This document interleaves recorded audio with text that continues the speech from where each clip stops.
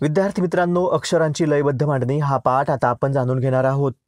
या घटकावर आधारित असलेला प्रश्नसंच आपण समजून घेणार आहोत. खालील प्रश्नातील अक्षरमालेत विशिष्ट क्रमाने दिलेली अक्षरे पुन्हा पुन्हा लयबद्ध रीतीने येतात. रिकाम्या जागी क्रमशः कोणते अक्षर येतील त्या अक्षराचा गट पर्यायातून निवडा. या घटकावर आधारित असलेला पहिला प्रश्न. विद्यार्थी मित्रांनो, पहिल्या प्रश्नामध्ये ABC आणि D आणि रिकाम्या जागा दिलेल्या आहेत. बारकाईने जर आपण निरीक्षण केलं तर आपल्या लक्षात येणार आहे या मांडणीचे गट आपल्याला तयार करावे लागणार आहेत. सुरुवातीला ABCD हा एक गट तयार होतोय. आता दुसरा गट तयार करताना B अगोदर आलेला आहे. BCDA हा एक गट तयार होणार आहे. त्यानंतर CDAB, त्यानंतर शेवटचा जो गट असणार आहे तो D अगोदर येईल ABC. अशा प्रकारे ABCD, BCDA, CDAB, DABC याप्रमाणे अक्षरे चक्राकार गतीने फिरणार आहेत. चला तर मग जाणून घेऊया रिकाम्या जागी नेमकं कुठलं अक्षर असणार आहे. पहिल्या गटाचा विचार करूया. ABCD म्हणजे पहिली रिकामी जागा असणार आहे ती D असणार आहे, परंतु सर्व पर्यायामध्ये D हे अक्षर आहे.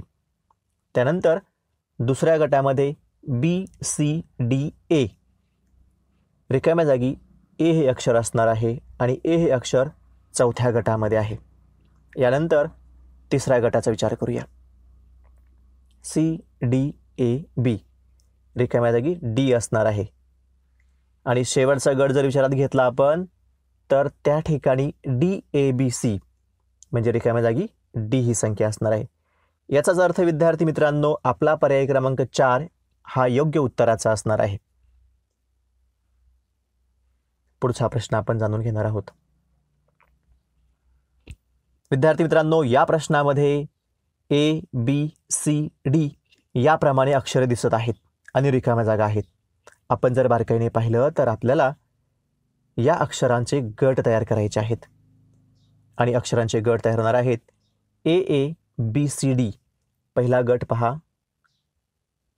त्याचप्रमाणे दुसरा जो गट आहे तो ABBCD. तिसरा गट जर विचारात घेतला आपण तर ABCCD आणि शेवटचा गट जर आपण पाहिला तर तो ABCDD. विद्यार्थी मित्रांनो, याप्रमाणे क्रमशः पहिले, दुसरे, चौथे अक्षर दोनदा येते. पहिल्या गटात जर विचार केला तर पहिल्या गटामध्ये B हे अक्षर A हे अक्षर डबल आलेलं आहे. दुसऱ्या गटामध्ये B हे अक्षर डबल आलेलं आहे. तिसऱ्या गटामध्ये C हे अक्षर डबल दिसते आणि शेवटच्या गटामध्ये D हे अक्षर दोनदा आलेलं आहे. पहा तर मग आता पहिल्या गटाचा विचार करूया आणि रिकाम्या जागी नेमकी कोणती संख्या आहे, कोणतं अक्षर आहे ते आपण शोधणार आहोत. पहा तर मग AABCD याचा अर्थ B ही रिकाम्या जागा असणार आहे, परंतु B 3 पर्यायामध्ये B आहे. दुसऱ्या गटाचा विचार करूया. ABBCD म्हणजे दुसरं अक्षर हे B आहे, शेवटच्या पर्यायामध्ये B आहे. यानंतर विद्यार्थी मित्रांनो, पुढच्या गटाचा आपण विचार करणार आहोत. ABCD C हे अक्षर असणार आहे, चौथ्या पर्यायामध्ये C अक्षर आहे आणि शेवटचा गट जर विचारात घेतला आपण तर ABCDD याचा अर्थ D हे अक्षर असणार आहे. अशा प्रकारे BBCD हा योग्य पर्याय असणार आहे. यानंतर आपण पुढचं उदाहरण जाणून घेणार आहोत. यामध्ये विद्यार्थी मित्रांनो ABC अशी अक्षरे दिसत आहेत आणि त्यांचे गट तयार होताना दिसत आहेत. आता आपण जर बारकाईने पाहिलं तर आपल्याला लक्षात येणार आहे पहिला गट हा ABCचा होणार आहे. त्याचप्रमाणे दुसऱ्या गटात जर विचार केला तर ABBC असा होणार आहे आणि शेवटचा गट जर आपण पाहिला तर ABBC. याचा अर्थ पहिल्या गटामध्ये B एकदा आहे, दुसऱ्या गटामध्ये B दोनदा आहे, तिसऱ्या गटामध्ये B तीनदा दिलेला आहे. आता आपण रिकाम्या जागी नेमकी कोणती अक्षर असणार आहे ते शोधणार आहोत. सुरुवातीला पहिली रिकामी जागा पाहूया. त्यासाठी पहिल्या गटाचं आपण निरीक्षण करणार आहोत. पहिला गट आहे ए बी सी, म्हणजे रिकाम्या जागी बी हे अक्षर असणार आहे आणि बी हे अक्षर 3 पर्यायामध्ये दिलेलं आहे. त्यानंतर दुसरा गट आहे ए बी बी सी, म्हणजे दुसरी रिकाम जागा बी ही असणार आहे. 2 पर्यायामध्ये बी हे उत्तर आहे. यानंतर आपण शेवटच्या गटाचं निरीक्षण करणार आहोत आणि ठरवणार आहोत योग्य उत्तर कोणतं आहे. शेवटचा गट आहे ए बी बी बी आणि सी, म्हणजे सुरुवातीला ए हे अक्षर असणार आहे आणि ए हे अक्षर पर्याय क्रमांक 1 मध्ये आहे. याचाच अर्थ विद्यार्थी मित्रांनो, आपलं योग्य उत्तर पर्याय क्रमांक 1 हे असणार आहे. यानंतर पुढचा प्रश्न आपण जाणून घेणार आहोत. विद्यार्थी मित्रांनो, बारकाईने आपण निरीक्षण केलं तर PQRST अशा प्रकारचे अक्षर दिसत आहेत. आता आपल्याला या अक्षरांचे गट तयार करायचे आहेत. आपण जर बारकाईने पाहिलं तर सुरुवातीला PQRST अशा प्रकारे गट तयार होताना दिसत आहे. सुरुवातीला पहिला गट होतोय PQRST, त्यानंतरचा जो गट आहे तो PPQRS. PPQRS दोनदा P आहे आणि शेवटचं T या ठिकाणी नाही. पुढचा जर गटाचा विचार केला आपण तर त्या ठिकाणी होत आहे तीनदा P येणार आहे आणि QR. अशा प्रकारचा हा गट तयार होतोय. आणि शेवटचा गट जर विचार केला आपण तर 4दा P आणि शेवटी Q. याप्रमाणे क्रमशः पहिले अक्षर वाढत जाते, शेवटचे अक्षर लोप पावते. सुरुवातीला पहा, पुन्हा एकदा निरीक्षण करूया आपण, म्हणजे आपल्या बरोबर लक्षात येणार आहे. पहिल्या गटात जर विचार केला आपण तर त्यामध्ये PQRST, दुसऱ्या गटामध्ये P हे अक्षर वाढत गेलं, दोनदा P झालं आणि शेवटचा T लोप पावलेला आहे, म्हणजे दुसरा गट तयार झालेला आहे PPQRS. तिसऱ्या गटामध्ये P वाढलेला आहे आणि शेवटचा S लोप पावलेला आहे, म्हणजेच PPPQR. आणि शेवटच्या गटामध्ये सुरुवातीचा P वाढलेला आहे, म्हणजेच PPPPQ. अशा प्रकारचा गट तयार झालेला आहे. विद्यार्थी मित्रांनो, अशा प्रकारे आपण लयबद्ध मांडणी तयार केलेली आहे. आता आपण रिकाम्या जागी नेमकं कोणतं अक्षर असणार आहे ते शोधणार आहोत. पहिल्या गटाचं निरीक्षण करूया आपण. PQRST, याचा अर्थ या ठिकाणी R हे पहिलं अक्षर असणार आहे, परंतु 3 पर्यायामध्ये R हे अक्षर आहे. आता दुसऱ्या गटाचा आपण विचार करूया. PPQRS. PPQRS याचा अर्थ Q हे अक्षर असणार आहे आणि Q हे अक्षर तिसऱ्या पर्यायामध्ये दिलेलं आहे. यानंतर पुढच्या गटाचा आपण विचार करणार आहोत. त्यामध्ये 3 वेळेस P आणि QR अशा प्रकारचे अक्षर आहेत, म्हणजे PPPQR. तिसरा पर्याय योग्य आहे. आणि शेवटचा विचार केला आपण तर 4 वेळेस P आणि शेवटी Q अशा प्रकारचं अक्षर असणार आहे. याचाच अर्थ आपला पर्याय क्रमांक 3 हे योग्य उत्तर असणार आहे. यानंतर आपण पुढचं उदाहरण जाणून घेणार आहोत. विद्यार्थी मित्रांनो, आपण या मांडणीचा जर विचार केला तर या मांडणीमध्ये A आणि B अशी अक्षरे दिलेली आहेत, परंतु त्यांचा क्रम नेमका कोणता आहे हे आपल्याला जाणून घ्यावं लागणार आहे. आपण जर बारकाईने निरीक्षण केलं तर आपल्या लक्षात येणार आहे या ठिकाणी 4 अक्षरांचा एक गट तयार केलेला आहे. पहिल्या 4 अक्षरांचा एक गट तयार झाला, त्यानंतर दुसऱ्या 4 अक्षरांचा गट तयार होणार आहे, तिसऱ्या 4 अक्षरांचा आपण गट तयार करणार आहोत आणि शेवटी शेवटच्या 4 अक्षरांचा आपण गट तयार करणार आहोत. विद्यार्थी मित्रांनो, बारकाईने जर आपण पाहिलं तर या उदाहरणामध्ये AABB अशा प्रकारे अक्षरांची लयबद्ध मांडणी आहे. पहा तर मग अक्षरांची लयबद्ध मांडणी आपल्या लक्षात आल्यावरती रिकाम्या जागी नेमकं कोणतं अक्षर आहे हे आपल्याला कळणार आहे. पहिला गट आपण जाणून घेणार आहोत, तो गट आहे AABB. दुसरा गट पहा AABB, पुढचा गट पहा AABB आणि शेवटचा गट AABB. आता आपण रिकाम्या जागी नेमकी कोणती अक्षर असणार आहे ते शोधणार आहोत. पहिल्या गटाचा विचार करूया. AABB याचा अर्थ पहिली रिकामी जागा A आहे, परंतु विद्यार्थी मित्रांनो 4ही पर्यायामध्ये A हे अक्षर आहे. आता आपल्याला पुढच्या गटाचा विचार करावा लागणार आहे. पुढच्या गटामध्ये AABB याचा अर्थ दुसरं अक्षर बी हे असणार आहे पहिल्या पर्यायामध्ये आणि तिसऱ्या पर्यायामध्ये दुसरं अक्षर बी हे आहे. आता आपण पुढच्या गटाचा विचार करणार आहोत. पुढच्या गटात जर विचार केला तर ए बी बी म्हणजे ए ही रिकाम जागा असणार आहे आणि पहिल्या पर्यायामध्ये ए हे उत्तर आहे. याचा अर्थ आपलं उत्तर पर्याय क्रमांक 1 असणार आहे. तरी देखील आपण शेवटच्या रिकाम जागेचा विचार करणार आहोत. शेवटची रिकाम जागा पहा, गट आहे ए बी बी म्हणजे अक्षर बी असणार आहे. याचाच अर्थ आपला पर्याय क्रमांक 1 हे उत्तर असणार आहे.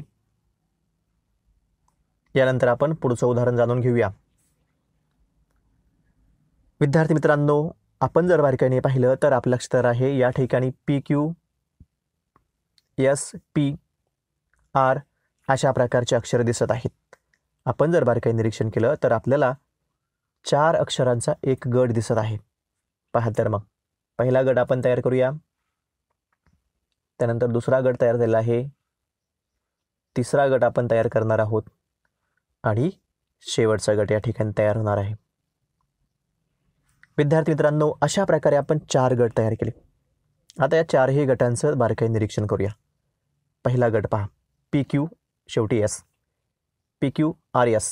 याचा अर्थ 4ही गटामध्ये पी क्यू आर एस अशी लयबद्ध मांडणी आहे. आता आपण रिकाम्या जागी नेमकं कोणतं अक्षर असणार आहे ते शोधणार आहोत. पहिल्या गटाचं निरीक्षण करा, पी क्यू आर एस याचा अर्थ आर ही रिकाम जागा असणार आहे आणि पर्याय क्रमांक 1 मध्ये आर सुरुवातीला दिलेला आहे. यानंतर दुसऱ्या गटाचं निरीक्षण करूया, P Q R S Q हे अक्षर असणार आहे. तिसऱ्या गटाचा विचार करा. तिसऱ्या गटात जर निरीक्षण केलं आपण तर पी क्यू आर एस सुरुवातीला पी आहे म्हणजे पी हे तिसरं अक्षर असणार आहे. आता शेवटच्या गटाचा विचार करा. या शेवटच्या गटामध्ये P Q R S S हे अक्षर आहे पहिल्या पर्यायामध्ये. याचाच अर्थ विद्यार्थी मित्रांनो, या उत्तरामध्ये पहिला पर्याय हे योग्य उत्तर आहे आणि म्हणूनच आपलं उत्तर आहे पर्याय क्रमांक 1. यानंतर पुढचा प्रश्न आपण जाणून घेणार आहोत. विद्यार्थी मित्रांनो, A B C D E F अशा प्रकारची अक्षरे दिसत आहेत आणि या अक्षरांचं जर आपण निरीक्षण केलं तर या ठिकाणी लयबद्ध मांडणी तयार होणार आहे. A B C, B C D, C D E आणि डी एफ. याप्रमाणे क्रमशः प्रत्येक गटात पहिले अक्षर लोप पावते, शेवटी नवीन अक्षर येते. पहा तर मग आपण जर या अक्षर मालेचं निरीक्षण केलं तर ए बी सी हा पहिला गट आपला तयार होणार आहे. त्यानंतर ए बी सी, सी हे अक्षर लोप पावलं, बी सी डी. त्यानंतर डी हे अक्षर लोप पावलं, सी डी ई. ई हे अक्षर लोप पावलं पुढच्या गटामध्ये आणि मग डी ई एफ. अशा प्रकारे ही नवीन मांडणी तयार झाली.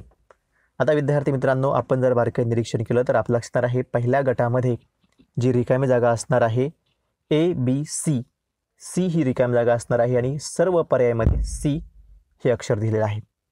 आता दुसऱ्या गटाचा आपण विचार करूया, बी सी डी म्हणजेच सी हे अक्षर रिकामी जागे ठिकाणी असणार आहे. पहिल्या पर्यायामध्ये सी हे दुसऱ्या क्रमांकाचं अक्षर आहे. यानंतर पुढचा गट आपण पाहणार आहोत, सी डी ई. या ठिकाणी डी हे अक्षर असणार आहे आणि पहिल्या पर्यायामध्ये डी हे अक्षर आहे. शेवटच्या गटाचा विचार करूया, डी ई एफ आणि पहिल्या पर्यायामध्ये डी हे शेवटचं अक्षर आहे. याचाच अर्थ विद्यार्थी मित्रांनो, आपला पर्याय क्रमांक 1 हे योग्य उत्तर असणार आहे. यानंतर विद्यार्थी मित्रांनो, पुढचा प्रश्न आपण जाणून घेणार आहोत. आपण जर बारकाईने पाहिलं तर ए सी बी अशा प्रकारचे अक्षरे दिसत आहेत, रिकाम्या जागा दिसत आहेत. आता आपण लयबद्ध मांडणी तयार करणार आहोत. बारकाईने जर आपण पाहिलं तर 5 अक्षरांचा एक गट तयार होतोय. पहा, ए सी बी सी ए हा पहिला गट तयार झाला. यानंतर ए सी बी सी ए हा दुसरा गट तयार झाला आणि शेवटचा गट जर आपण पाहिला ए सी बी सी ए हा शेवटचा गट तयार झाला. अशा प्रकारे 3 गट आपण तयार केले. रिकाम्या जागी नेमकी कोणती संख्या असणार आहे, कोणतं अक्षर असणार आहे ते आता आपण शोधणार आहोत. पहिल्या गटामध्ये ए सी बी सी ए, बी हे पहिलं अक्षर आहे. त्यानंतर दुसऱ्या गटात जर विचार केला आपण ए सी BCA, सी हे अक्षर असणार आहे. आणि शेवटच्याकडे जर विचार केला आपण ACBCA म्हणजे ए आणि सी. याचा अर्थ विद्यार्थी मित्रांनो 2 नंबरचा पर्याय हे आपलं योग्य उत्तर असणार आहे. आता आपण शेवटचा प्रश्न जाणून घेऊया. पुढचा प्रश्न जर विचार केला आपण तर यामध्ये ABCDE अशी अक्षरे दिसत आहेत. आता बारकाई निरीक्षण करा. आपल्याला लगेच लक्षात येणार आहे ABCDE हा पहिला गट होणार आहे. आणि उलट क्रमाने जर आपण पाहिलं तर ABCDE अशा प्रकारे गट तयार होते. म्हणजे जर बारकाईने आपण निरीक्षण केलं तर ABCD असा क्रम आहे आणि उलट क्रमाने ABCD असा क्रम आहे. मग आपण रिकाम्या जागी नेमकी कोणती संख्या असणार आहे, कोणतं अक्षर असणार आहे ते आता शोधणार आहोत. सुरुवातीला पहा AB, B हे अक्षर असणार आहे. CDE, E हे अक्षर असणार आहे. आता पहिल्या दोनही पर्याय, दुसऱ्या आणि तिसऱ्या पर्यायामध्ये B आणि E हे अक्षर आहे. आता शेवटच्या गटाचा विचार करूया. यामध्ये शेवटून जर विचार केला तर ABC, C हे अक्षर असणार आहे. याचा अर्थ पर्याय क्रमांक 3 हे आपलं योग्य उत्तर असणार आहे.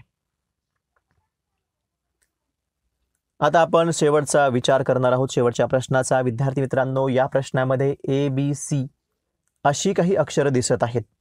या अक्षरांचा जर विचार केला आपण तर 4 अक्षरांचा एक गट तयार होणार आहे.